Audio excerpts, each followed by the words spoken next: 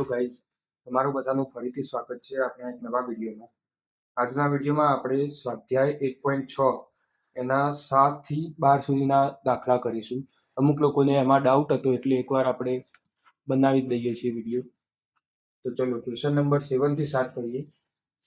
એના અંદર આપ્યું છે કે 2 ની x - 2 ઘાત ગુણ્યા 3 ની 2x - 6 = 36 એવું હોય તો x ની કિંમત શોધો. તો ચલો ક્વેશ્ચન નંબર 7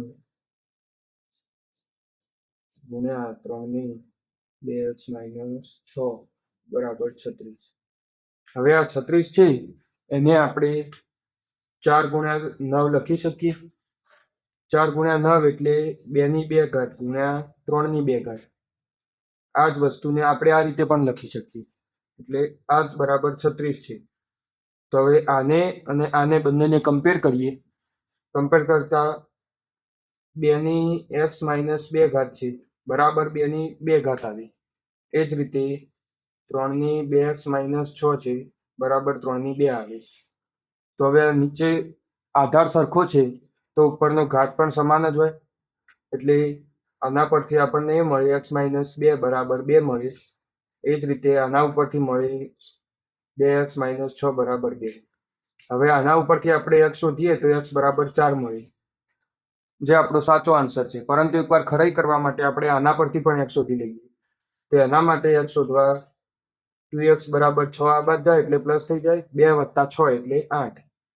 હવે આ 2 અને 4 એટલે x બરાબર 4, મતલબ કે x બરાબર 4 આવે છે, એ સાચો આન્સર છે. એના પછીનો જોઈએ.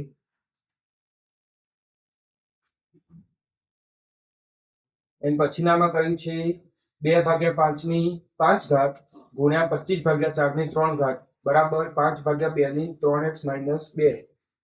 2/5 ની 5 ઘાત ગુણ્યા 25/4 ની 3 ઘાત બરાબર 5/2 ની 3x - 2. આવું હોય તો x શોધવાનું કહ્યું છે આપણને. ચલો તો એનો આન્સર જોઈએ. અહીંયા 2/5 ની આખાની 5 ઘાત છે, એનો મતલબ કે 2 ની 5 ઘાત ભાગ્યા 5 ની 5 ઘાત. એ જ રીતે આ 25 ની 3 ઘાત અને આ 4 ની 3 ઘાત બરાબર 5/2 3x - 2. હવે આ 25 એટલે 5 ની 2 ઘાત લખી શકાય. એ જ રીતે 4 એટલે 2 ની 2 ઘાત. તો ચલો એને એવી રીતે લખી દઈએ પાછું. 5 ની 2 ઘાતની 3 ઘાત અને 2 ની 2 ઘાતની 3 ઘાત. અહીંયા 5/2 9. હવે આ 2 ની 2 ગુણ્યા 3 એટલે 6 ઘાત. આને લખાય 2 ની 6 ઘાત. એ જ રીતે આ પણ થાય 5 ની 6 ઘાત, કારણ કે ઘાતનો ગુણાકાર થઈ જાય. a અને b ની n ઘાત હોય તો a ની n થાય અને b ની n થાય. પછી a ની n ઘાતની m ઘાત હોય તો a ની n * m ઘાત થઈ જાય. એ જ રીતે જો ભાગાકાર હોય તો અહીંયા ભાગાકાર આવી જાય. ચલો તો અહીંયા જોઈએ. આ 5 ની 6 ઘાત, આ 5 ની 5 ઘાત, એટલે આપણે ઉડાડી દઈએ એક વાર. તો 5 ની 6 - 5 થાય એટલે 5 ની 1 ઘાત. તો અહીંયા ઉપર લખીએ 5 ની 1 ઘાત. 1 ની જરૂર નથી અત્યારે લખવાની, કારણ કે 1 ઘાત દર્શાવવાની હોતી નથી. એ જ રીતે અહીંયા 2 ની 6 - 5, પરંતુ નીચે આવશે એટલે 2 ની 1 ઘાત બરાબર 5/2 ની 3x - 2. આ સમાન છે આધાર, એટલે ઘાત પણ સમાન હશે. તો 1 બરાબર 3x - 2. આ -2 ને આપણે આ બાજુ લઈ જઈએ તો 3 બરાબર 3x થાય. એના ઉપરથી x બરાબર 1 મળે, જે આપણો આન્સર છે. એના પછી ક્વેશ્ચન 9માં આપણને આ 3 સંખ્યાઓ આપી છે અને એમને કહ્યું છે કે તેમની કિંમત ચડતા ક્રમમાં ગોઠવો.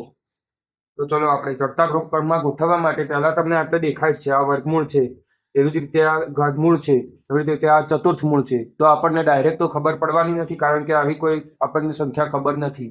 જે આવશે પણ પોઈન્ટમાં આવશે. અત્યારે તમારે કેલ્ક્યુલેટર જોઈએ એના માટે, અને આપણે કેલ્ક્યુલેટર એલાઉડ નથી, એટલે આપણે બીજી રીતથી કરીએ. આ 3 છે એનું વર્ગમૂળ એટલે 1/2 કરી શકાય. એ જ રીતે 4 ની 1/3 અને 10 ની 1/4. આપણે આના જ વસ્તુ આ રીતે પણ લખી શકીએ.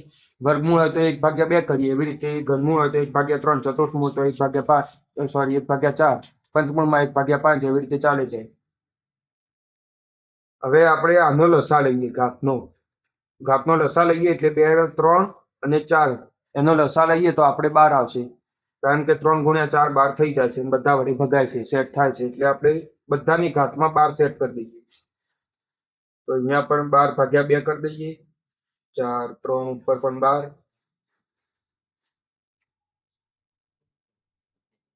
બધાનો ઘાત 12 કરી દીધી. હવે આને 6 થઈ જશે, આ 4 થઈ જશે અને આ 3 થઈ જશે. તો 3 ની 6 ઘાત, 4 ની 4 ઘાત અને 10 ની 3 ઘાત. હવે 3 ની 6 ઘાત એટલે 3 ના ઘનનો વર્ગ. હાલ તમને જે પેલો નિયમ કીધો ને, nm થાય. આપણે આમાંથી આમાં જવાનું છે. અહીંયા nm એટલે 6 છે, 6 બરાબર 2 × 3 લખી શકાય. તો 3 નો ઘન એટલે આ, અને આ એનો વર્ગ કરીએ. તમે ઉલટું પણ કરી શકો છો, 3 ના વર્ગને 3 વાર ગુણો, 9 × 9 × 9, એ પણ આ જ આન્સર આવશે. તો 3 નો ઘન એનો વર્ગ, એ જ રીતે આ 4 ના વર્ગનો વર્ગ, કારણ કે 4 ઘાત છે એટલે 2 × 2 જ થવાનું, એટલે 16 નો વર્ગ થઈ જશે. આ 10 તો આપણને ખબર જ છે, એટલા મીંડા લગાવી દેવાના. 3 નો ઘન એટલે 27, એનો વર્ગ એટલે 729. તો 729, આ 256 અને આ 1000. આપણને હવે ચોખ્ખું દેખાય જ છે કે સૌથી મોટો 10 ની 10 વાળું છે, એના પછી 3 વાળું, પછી 4. તો આપણે ચડતા ક્રમમાં આ જ સંખ્યાઓને હવે ગોઠવીને ફાઇનલ આન્સરમાં આપણે આ 3 સંખ્યાઓ જ લખવાની છે. આ બધું ખાલી સમજવા માટે છે. તો આ ફાઇનલ આન્સર લખીએ. ચડતા ક્રમમાં કઈ છે પહેલા, એટલે સૌથી નાની પહેલા આવશે. તો 4, 3, પછી 3 નું વર્ગમૂળ અને 10 નું ચતુર્થમૂળ. સોરી, આ તમારો ફાઇનલ આન્સર છે. ક્વેશ્ચન 10 છે, એમાં તમને આ રીય સાબિત કરવાનું કહ્યું છે કે આ ત્રણેયનો ગુણાકાર 1 થાય. તો ચલો આપણે પહેલા 3 છે તો એને એક એક કરીને કરીએ. તો પહેલું સ્ટેપ આ રીય લઈએ. તો x ની a અને x ની b, a પ્લસ b, આને આપણે x ની a ભાગ્યા x ની b આખાનું a લખી શકીએ, ગુણ્યા x ની a, x ની b અને b. આ રીતે આપણે આને લખી શકીએ. એ જ રીતે આ બંનેને, આને b આવશે, b × c વાળું અને c × a ઘાત. ચલો તો હવે આનું પહેલા એકવાર સાદું રૂપ આપી દઈએ. x ની a ની a ઘાત, અથવા અહીંયા a ની સ્ક્વેર પણ લખી શકાય, આ ના લખવું હોય તો, કારણ કે a × a જ થવાનું છે. છેલ્લે આપણને ખબર છે a × a એટલે એનો વર્ગ. એ જ રીતે અહીંયા x ની ab લખીએ. ab એટલે લખું છું કે પાછળ આપણે ABCD ક્રમ પ્રમાણે લખીએ ને, તો પાછળ જો કોઈ ઉડતું હોય તો ઝડપી નજરમાં આવે. બાકી તમે BA પણ લખી શકો છો, પરંતુ એમાં થોડી વાર થશે, તમારે શોધવું પડે અલગથી. અહીંયા પણ AB, b નો વર્ગ. એ જ રીતે આ રીએ જોઈએ. આને 1 આપી દઉં, આને 2 આપી દઉં અને આને 3 આપી દઉં. આ 1 છે, આ 2 છે. 2 માં પણ આવી રીતે અહીંયા a આવશે, અહીંયા c, સોરી અહીંયા b આવશે, અહીંયા c આવશે અને અહીંયા b ભાગ્યા c વાળું આવશે. તો એ સ્ટેપ હું નથી લખતો, ડાયરેક્ટ આ રીયો સ્ટેપ લખી દઉં છું. b પ્લસ c બરાબર, અહીંયા b આવે એટલે x નું b નો સ્ક્વેર ભાગ્યા x ની bc ગુણ્યા x ની b અને c આરે ભાગ્યા x નો b નો સ્ક્વેર. હવે ચલો પહેલા અહીંયા ઉડે છે તો જોઈ જ લઈએ. આ x ની ab ઉડી જાય છે. એ જ રીતે આ x ની bc ઉડી જાય છે. હવે આપણે ત્રીજું પદ કરીએ. ત્રીજા સ્ટેપ માટે એમાં પણ હું ડાયરેક્ટ જ લખી દઉં છું. c પ્લસ a બરાબર, અહીંયા c આટલે જતો રહે એટલે c સ્ક્વેર ભાગ્યા ac ગુણ્યા x ની ac ભાગ્યા x a સ્ક્વેર. આ પણ ઉડી જાય છે. ચલો તો હવે ચારેના આપણે ફાઇનલ આન્સર એક સાથે ગુણાકાર કરીને લખી દઈએ, જે રીતનું પદ આપ્યું હતું એ રીતે જ. તો અહીંયા આપણે પહેલાની જગ્યાએ લખીશું, પહેલામાં જુઓ, પહેલામાં આપણે આ અને આ જ વધ્યું હતું, a સ્ક્વેર અને b સ્ક્વેર. તો આની જગ્યાએ આપણે x ની a સ્ક્વેર અને x ની b સ્ક્વેર લખીશું. x ની a સ્ક્વેર ભાગ્યા x ની b સ્ક્વેર ગુણ્યા બીજા પદની જગ્યાએ આપણે વધ્યું હતું x નું b સ્ક્વેર અને x ની c સ્ક્વેર. તો x ની b square x c square. એ જ રીતે ત્રીજામાં આપણને આ રહ્યું વધી હતું x ની c સ્ક્વેર ભાગ્યા x ની a સ્ક્વેર. અહીંયા a સ્ક્વેર ઉડી જાય છે, b સ્ક્વેર પણ ઉડી જાય છે અને c સ્ક્વેર પણ ઉડી જાય છે. તો બરાબર 1 વધે છે એકલું, જે આપણે સાબિત કરવાનું હતું કે આનો મતલબ 1 થાય, જે સાબિત થઈ જાય છે. ડાબા બરાબર જબા થઈ 11 માં જોઈએ તો એના અંદર આપણને સાબિતી કરવાનું કહ્યું છે 1 નો ઘન વત્તા 2 નો ઘન વત્તા 3 નો ઘન વત્તા 4 નો ઘન વત્તા 5 નો ઘન એનું વર્ગમૂળ બરાબર 1 નો ઘન વત્તા 2 નો ઘન વત્તા 3 નો ઘન વત્તા 4 નો ઘન એનું વર્ગમૂળ વત્તા 5 ના ઘનનું ઘન. આ તો ચોખ્ખું દેખાય છે કે 5 લખેલા છે, કારણ કે ઘનનું ઘનમૂળ કરો એટલે એના એક સંખ્યા આવે. ચલો તો આપણે પહેલા આનું સાદું રૂપ આપીએ. ડાબા જોઈએ, 1 નો ઘન એટલે 1 વત્તા 2 નો ઘન એટલે 8, 3 નો ઘન એટલે 27, 4 નો ઘન એટલે 64, 5 નો ઘન એટલે 125 અને એનું આખાનું વર્ગમૂળ. આનો સરવાળો કરીએ તો આવે છે 255, એનું વર્ગમૂળ કરીએ તો 15 આવે. હવે જબા જોઈએ, જબામાં 1 વત્તા 8 વત્તા 27 વત્તા 64, આટલું જ છે, ખાલી 5 નો ઘન નથી લેવાનો. તો આમાંથી 125 બાદ કરી દઈએ, 100 વધે એટલે આનો સરવાળો આપણને 100 મળશે.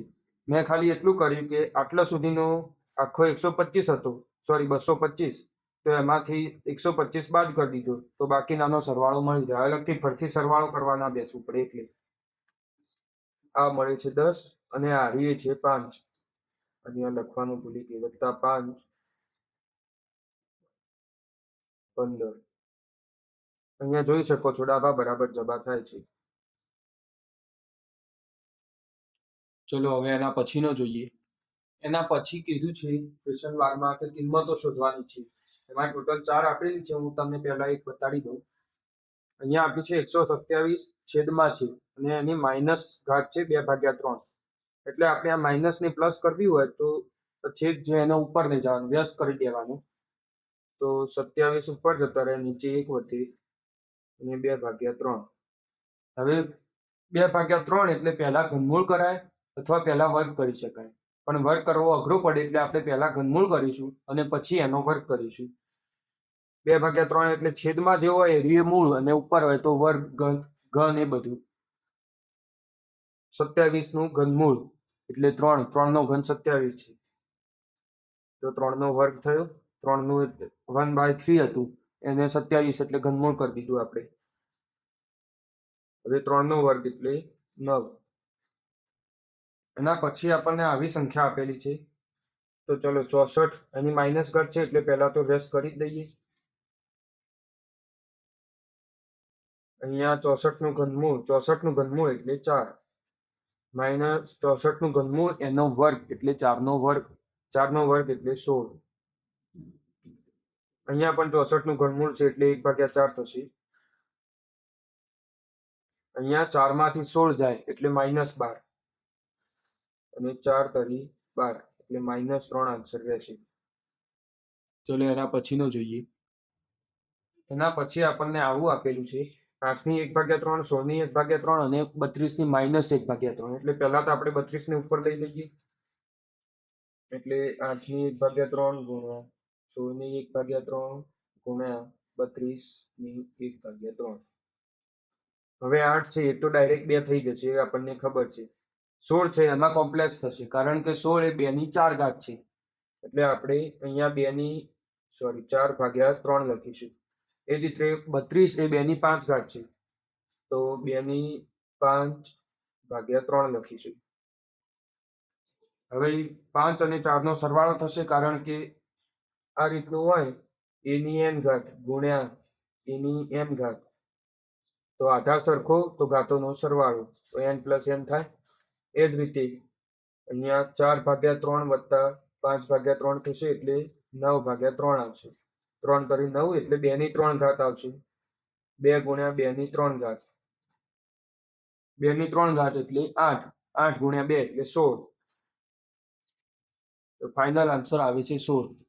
તમે આગળના દાખલાઓની પણ પ્રેક્ટિસ કરતા રહેજો, અને જો આવી રીતે કોઈ ડાઉટ આવે તો કોમેન્ટમાં લખજો, અને ક્વેશ્ચન પણ લખવાનો. જો એકથી વધારે ડાઉટ હોય, વધારે પડતા 4-5 ડાઉટ હોય એક જ સ્વાધ્યાયમાંથી, તો જ કહેવાનું કે આ સ્વાધ્યાયમાં ડાઉટ છે. નહીંતર પછી તમારે ક્વેશ્ચન નંબર લખવાનો કે ઉદાહરણ તરીકે આરે ક્વેશ્ચનમાં ડાઉટ છે તો તમારે લખવાનું કે સ્વાધ્યાય 1.6ના ક્વેશ્ચન નંબર 12નો બીજો એમાં ડાઉટ છે, તો હું તમને પર્ટિક્યુલર એ જ દાખલાનો વિડીયો મોકલી દઈશ.